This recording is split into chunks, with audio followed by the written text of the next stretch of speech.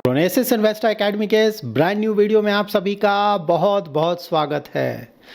आज के वीडियो में मैं आपको एक ऐसे इवेंट के बारे में बताने जा रहा हूं जिसका असर सिर्फ इंडियन स्टॉक मार्केट पे नहीं पड़ेगा, पूरे वर्ल्ड के ऑलमोस्ट ज़्यादातर स्टॉक मार्केट्स पे पड़ेगा।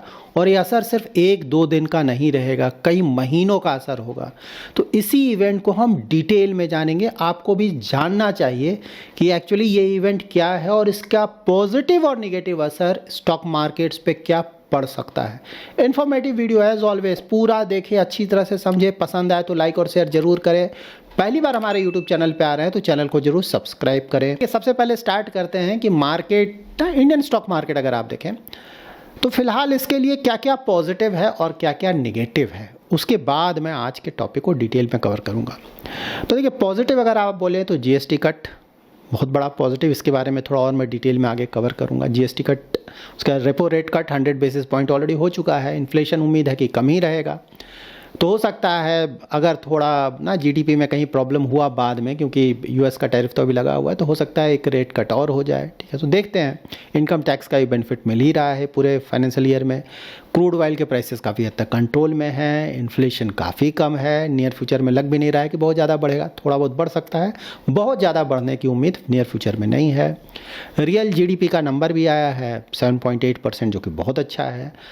अब मार्केट के लिए निगेटिव क्या क्या है, तो देखिए, एक तो ट्रम्प का टैरिफ ना, मतलब 50% का टैरिफ, जो कि बहुत ज़्यादा है। बोला जा रहा है कि इसके कारण 0.5% तक हमारा GDP कम हो सकता है। एक साल का अगर देखें तो, पूरे साल का फिगर मैं बता रहा हूँ। ऑफ कोर्स यहाँ पे रुपये में वीकनेस बना हुआ है, वो एक इशू है। अर्निंग ग्रोथ अभी तक तो आया नहीं है, उम्मीद में हम लोग बैठे हुए हैं कि आएगा। ठीक है, आया तो है नहीं। वैल्यूएशंस ज़्यादा है। देखिए, वैल्यूएशन से रिलेटेड आप लोग का क्वेरी है ना, बताने का कि एग्जैक्टली है कितना वैल्यूएशन। कल या परसों के वीडियो में डिटेल में कवर कर दूंगा कि इंडियन स्टॉक मार्केट का वैल्यूएशन कितना है ना, large cap, mid cap, small cap. उसके बाद एक और निगेटिव है nominal GDP। Real GDP nominal GDP का मैंने डिफरेंस बताया था कुछ दिन पहले आप लोगों ना। तो रियल GDP तो बहुत अच्छा है 7.8%, लेकिन नॉमिनल GDP 8.8% का अच्छा नहीं है। इतना कम इसलिए आ गया क्योंकि इन्फ्लेशन इंडिया में बहुत कम है। ठीक है, जब इन्फ्लेशन बढ़ेगा ना तब नॉमिनल GDP बढ़ेगा। इंडिया में नॉमिनल GDP 11-12% तक हो तो उसे अच्छा माना जाएगा। 8.8% काफ़ी कम है, लेकिन कुछ नहीं किया जा सकता। इन्फ्लेशन कम है तो वो कम होगा ही। और इसके अलावा जियोपॉलिटिक्स अगर आप देखें ना, तो रसिया यूक्रेन का वॉर जो चल रहा है, पहले के मुकाबले थोड़ा वहाँ बढ़ा है इशू, तो नेगेटिव है।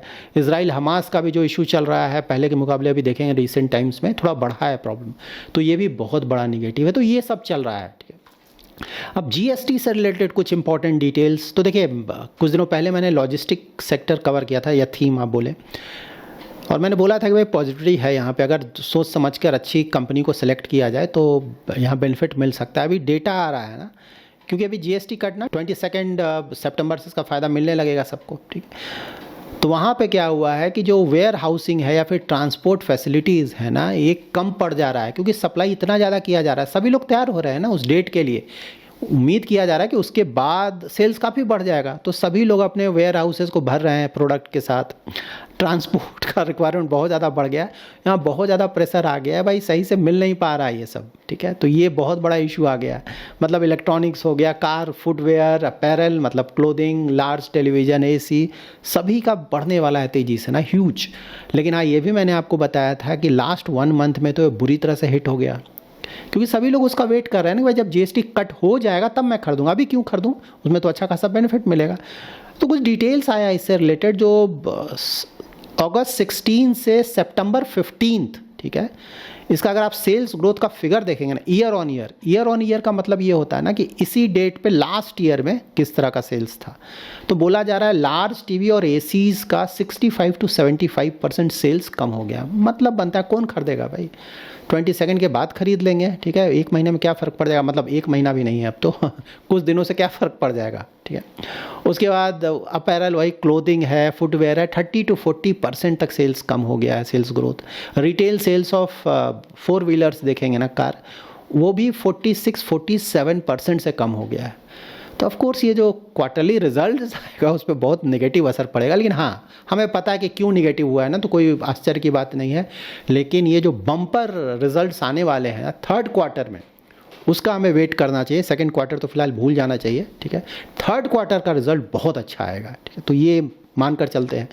उसके बाद देखिए जो यूएस का टैरिफ लगा ना, पहले तो 25% तो लगा ही हुआ था, फिर 25% और लग गया एडिशनल टैरिफ, ठीक है, क्योंकि हम रसिया से ऑयल खरीद रहे हैं काफ़ी ज़्यादा। तो अब देखेंगे कि हमारा जो एक्सपोर्ट अगर देखेंगे टोटल ना अगस्त महीने का तो बढ़ा है, जो कि पॉजिटिव है ना, मतलब 6.7% ईयर ऑन ईयर हमारा गुड्स एक्सपोर्ट, मर्चेंडाइज एक्सपोर्ट कहीं देखें मतलब कि गुड्स एक्सपोर्ट बढ़ा है, सर्विस एक्सपोर्ट अलग आता है फिगर, ठीक है, 35 बिलियन यूएस डॉलर्स। तो यहाँ पे यूएस पे जो हम करते थे ना एक्सपोर्ट यूएस को, तो 9 मंथ लो पे आ गया है, ठीक है, जो ग्रोथ आया है 7.2% का ग्रोथ आया है। और पहले का 7 मंथ ना, जुलाई तक अगर ग्रोथ देखें 2025 में फर्स्ट 7 मंथ्स 25% का ग्रोथ आ रहा था, वो अब घटकर 7.2% हो गया। ऑफकोर्स आने वाले महीनों में थोड़ा और ये घटेगा अगर ट्रेड डील नहीं हुआ तो। लेकिन एक प्लस पॉइंट ये भी है कि इंडिया और यूरोपियन यूनियन का ट्रेड डील बस होने वाला है कुछ महीनों में, ऐसा लग रहा है, मतलब जो भी न्यूज़ आ रहा है उससे, तो दिसंबर तक लेट्स सी, उम्मीद है कि ये ट्रेड डील हो जाएगा और ये बहुत बड़ा ट्रेड डील होगा, क्योंकि यूरोपियन यूनियन भी मतलब यूएस से कम नहीं, अगर कंबाइंड स्ट्रेंथ देख लें तो let's hope for the best. अगर वो हो जाता है तो बहुत अच्छा। यूएस फ्रंट पे भी फाइनली टॉक्स स्टार्ट होने वाले हैं, तो वो भी एक पॉजिटिव है। मतलब यूएस को भी, यूएस तो नहीं बोलो, ट्रंप बोलो आप, ट्रंप को भी ये समझ में आ गया है, ठीक है, इंडिया पे टैरिफ तो लगा दिया लेकिन उसको अब समझ में आ रहा है ट्रंप को भी गलत कर दिया है, ठीक है ना, तो वो भी अब धीरे धीरे मैनेज करने की कोशिश कर रहे हैं। तो वहाँ पे अब क्या बोल रहे हैं कि भाई अब यूरोपियन यूनियन टैरिफ लगाएगा इंडिया पे या चाइना पे। पहले तो इंडिया चाइना दोनों का नाम ले रहे थे, लेकिन अब कुछ समय से देख रहे हैं ना कि इंडिया का नाम लेना बंद कर दिया उन्होंने। अब बोले यूरोपियन यूनियन तुम चाइना पे टैरिफ लगाओ अप टू 100%। और ये भी बोल रहा है यूएस कि यूरोपियन यूनियन जब चाइना पे टैरिफ लगा देगा तब फिर हम चाइना पे टैरिफ लगाएंगे, हम पहले नहीं लगाएंगे। मतलब इतना खौफ है चाइना का। बट नहीं हो, ये सब चल रहा है। यूरोपियन यूनियन मुझे तो नहीं लगता कि इतने बेवकूफ़ हैं कि इंडिया या फिर चाइना पे टैरिफ लगाएंगे, क्योंकि यूएस से ऑलरेडी उनको प्रॉब्लम हो रहा है टैरिफ के कारण। इधर भी अगर ये सब करने लगे तो यूरोपियन यूनियन में बहुत ज़्यादा प्रॉब्लम आ जाएगा। बट नहीं हो, देखते हैं, ये सब चल रहा है फिलहाल। बट यूएस फ्रंट पे भी थोड़ा पॉजिटिविटी तो आया है कि भाई कुछ ना कुछ आने वाले महीनों में होगा कुछ positive. So let's hope for the best. अब आज के टॉपिक पे आते हैं, मेन टॉपिक जो मैंने आपको बताया था कौन सा इवेंट है। तो देखिए इवेंट के बारे में तो मैंने कई बार आपको बताया है, आज डिटेल में आपको इसको समझाता हूँ। तो इवेंट ये है कि 16 और 17 को फेड रिजर्व जो कि यूएस का सेंट्रल बैंक है उसका मीटिंग होने वाला है। और मीटिंग में डिसीजन लिया जाएगा कि रेट कट करना है कि नहीं यूएस में। तो ऑफ कोर्स जो फाइनल डिसीजन होगा 17 को आएगा। तो कल 17 शाम में या रात में, मतलब इंडिया का टाइमिंग देखें तो हमें पता चलेगा। और उसके अगले दिन इंडियन स्टॉक मार्केट भी रिएक्ट करेगा। तो सिंपल है, अगर रेट कट होता है, ठीक है, तो रेट कट होगा जो कि बहुत बड़ा पॉजिटिव है। तो वहाँ पे बिल्कुल आप देखेंगे कि यूएस मार्केट और भी तेज़ी से ऊपर जाएगा और उसका पॉजिटिव असर पूरे वर्ल्ड के मार्केट पे आएगा। तो अगर इंडिया पे भी उम्मीद है कि उसका पॉजिटिव असर पड़ेगा। और अगर रेट कट होता है तो इंडियन स्टॉक मार्केट्स भी उम्मीद है कि ऊपर जाना चाहिए। होगा नहीं होगा क्या होगा उसी दिन पता चलेगा, ठीक है, किसी चीज़ की कोई गारंटी नहीं होती है, लेकिन हाँ जाना चाहिए, ठीक है। अब यहाँ पे है कि रेट कट होगा नहीं होगा, ठीक है, होगा तो कितना होगा। तो फिलहाल उम्मीद ये बोला जा रहा है कि भाई 25 बेसिस पॉइंट्स तक का रेट कट हो सकता है, ठीक है। यहाँ पे ऑफ कोर्स मैंने पहले भी आप लोग को बताया था कि जिस तरह का सिचुएशन है, मतलब सिचुएशन मतलब अनएम्प्लॉयमेंट जिस तरह से बढ़ रहा है यूएस में, तो आइडियली 50 बेसिस पॉइंट का रेट कट करना चाहिए जो कि सही होगा। लेकिन प्रॉब्लम क्या है, इन्फ्लेशन भी बढ़ रहा है, उन्हें लाना है 2% का इन्फ्लेशन। और इन्फ्लेशन 2.7% था जुलाई में, जो कि बढ़कर 2.9% हो गया है। इन्फ्लेशन बढ़ रहा है, अनएम्प्लॉयमेंट भी बढ़ रहा है, इन्फ्लेशन भी बढ़ रहा है। तो ये स्टैगफ्लेशन की तरफ जा रहा है इकोनॉमी। स्टैगफ्लेशन में क्या होता है कि आपका इन्फ्लेशन भी ज़्यादा होने लगता है, अनएम्प्लॉयमेंट भी ज़्यादा होने लगता है, और जो ग्रोथ है इकोनॉमी का वो कम होने लगता है, ठीक है। तो यहाँ मैं आपको एग्जाम्पल से समझाता हूँ कि यूएस में पहले क्या ऐसा हुआ है। अगर हुआ है तो उस समय वहाँ के सेंट्रल बैंक ने कौन सा कदम उठाया, उस कदम का पॉजिटिव असर पड़ा, नेगेटिव असर पड़ा, क्या हुआ, इसको आप डिटेल से समझें, ठीक है ना, क्योंकि आने वाले कई महीनों तक यही सब कुछ चलेगा वर्ल्ड में और उन चीज़ों का इंडियन स्टॉक मार्केट पे भी असर पड़ेगा, ठीक है। तो अगर आपको पहले से सब कुछ पता है तो ऑफ कोर्स आप आसानी से इस पीरियड को झेल लेंगे और समझ भी पाएंगे कि स्टॉक मार्केट का मूवमेंट ऐसा क्यों हो रहा है। तो इसे आप अच्छी तरह से समझें। तो देखिए सबसे पहले तो ये समझ लें आप कि अगर इन्फ्लेशन इकोनॉमी में ऊपर जा रहा है तो सेंट्रल बैंक वहाँ पे इंटरेस्ट रेट बढ़ाता है ताकि इन्फ्लेशन को कम किया जा सके, ठीक है। उसी तरह से जब इकोनॉमी में ग्रोथ रेट नीचे जाने लगता है, अनएम्प्लॉयमेंट बढ़ने लगता है, तो वहाँ पे सेंट्रल बैंक जो इंटरेस्ट रेट है उसे नीचे ले जाएगा ताकि इकोनॉमी को स्टिमुलेट किया जाए, ताकि एम्प्लॉयमेंट भी बढ़े इकोनॉमी में।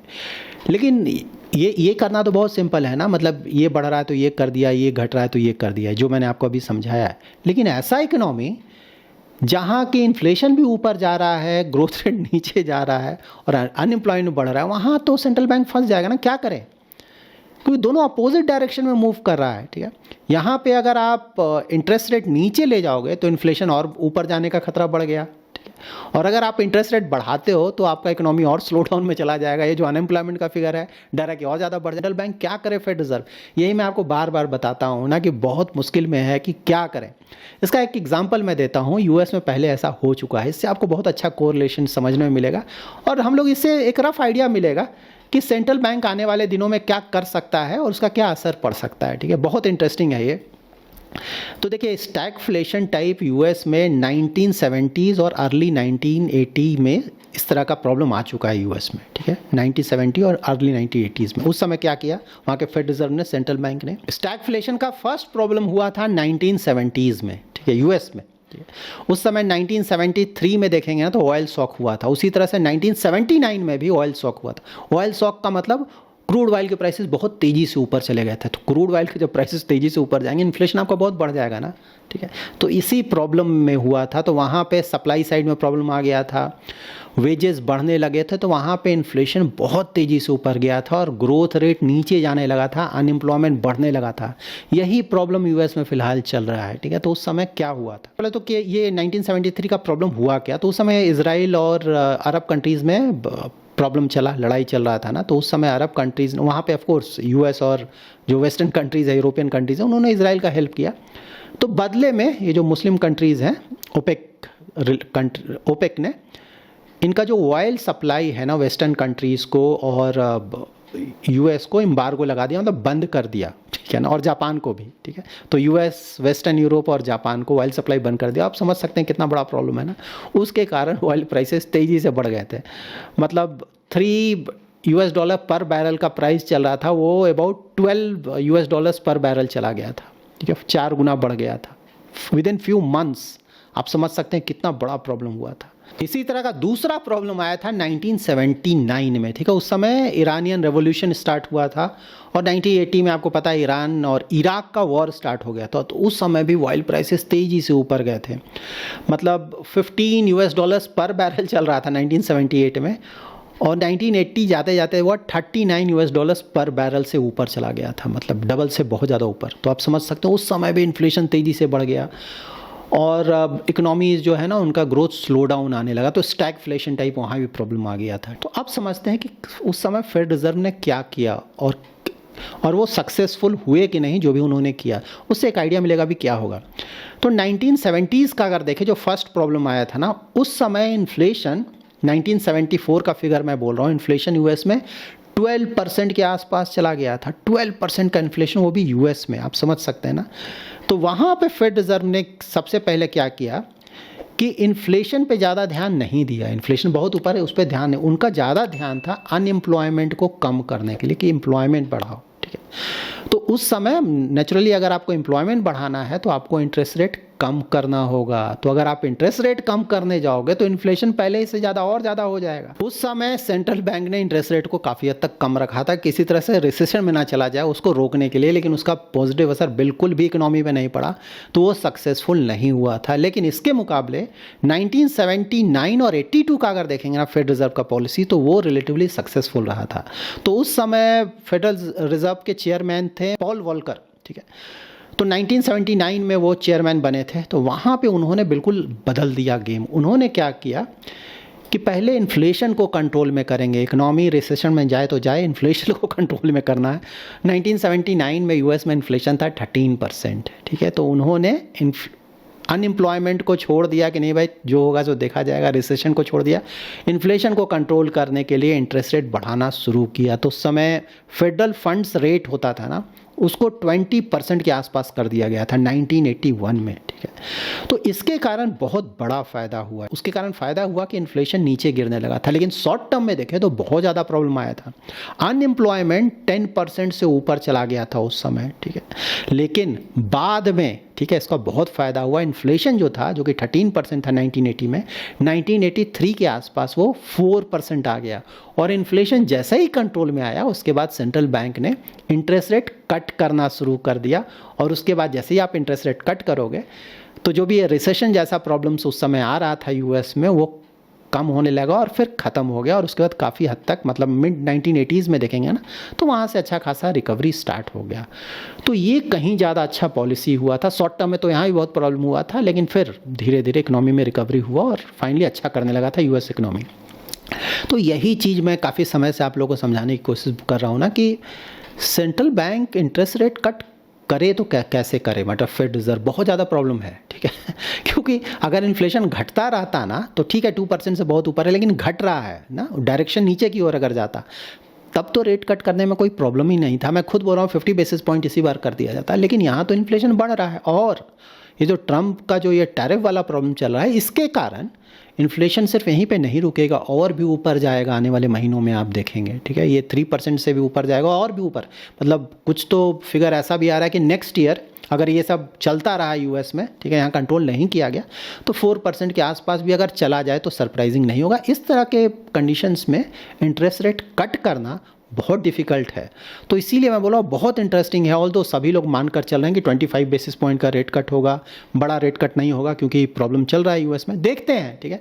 इन चीज़ों को आप ध्यान में रखें। अगर इंटरेस्ट रेट कट सही में शुरू हो गया तो देखना होगा, ऐसा नहीं कि बहुत बड़ा पॉजिटिव होगा यूएस के लिए। शॉर्ट टर्म के लिए पॉजिटिव होगा, स्टॉक मार्केट ऊपर जाएगा, गोल्ड का जो प्राइसेस है ऊपर जाएगा, सिल्वर का प्राइस ऊपर जाएगा, फिर क्रिप्टोज ऊपर जाने लगेगा, तो ये सभी जगह पॉजिटिव होगा। उसका बॉन्ड यील्ड नीचे आने लगेगा। लेकिन आने वाले महीनों में अगर इन्फ्लेशन ऊपर ही जाने लगा तो वहाँ बहुत बड़ा निगेटिव असर भी पड़ेगा यूएस इकोनॉमी पे। तो देखते हैं ना फेडरल रिजर्व क्या करता है, और उससे भी बड़ी बात उसका कमेंट्री क्या आता है कि भाई आने वाले महीनों में वो क्या एक्सपेक्ट कर रहे हैं कि यूएस इकोनॉमी के हालात कैसे रहेंगे, और इंटरेस्ट रेट फ्रंट पे वो क्या करने जा रहे हैं। मतलब और भी ज़्यादा रेट कट करेंगे, नहीं करेंगे, क्या करेंगे, इन्फ्लेशन को लेकर उनके प्रोजेक्शंस क्या हैं, ठीक है। आने दीजिए, मैं भी डिटेल में इन सभी चीज़ों को आपके लिए कवर करूँगा, और फिर आपको और अच्छी क्लैरिटी मिल जाएगी कि भाई आने वाले महीनों में यूएस मार्केट का, इंडियन मार्केट का परफॉर्मेंस किस तरह से इसके कारण प्रभावित हो सकता है। So that's it in this video. अगर आपको ये वीडियो पसंद आया है तो जरूर लाइक एंड शेयर करें। पहली बार हमारे यूट्यूब चैनल पर आ रहे हैं तो चैनल को जरूर सब्सक्राइब करें। Thanks lot for watching.